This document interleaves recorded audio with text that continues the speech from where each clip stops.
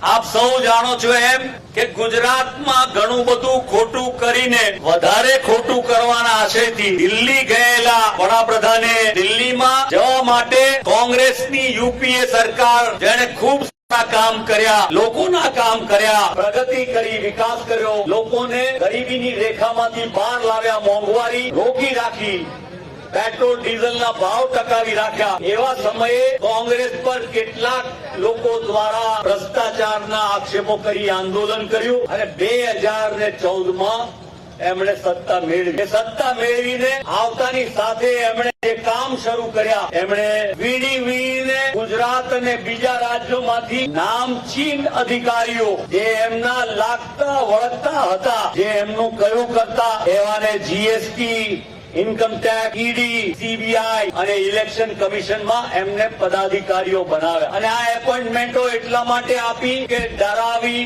ધમકાવી, દાદાગીરીને જેમ અંગ્રેજો આ દેશ પર રાજ કરતા હતા એ પ્રકારેનું રાજ એમણે શરૂ કર્યું.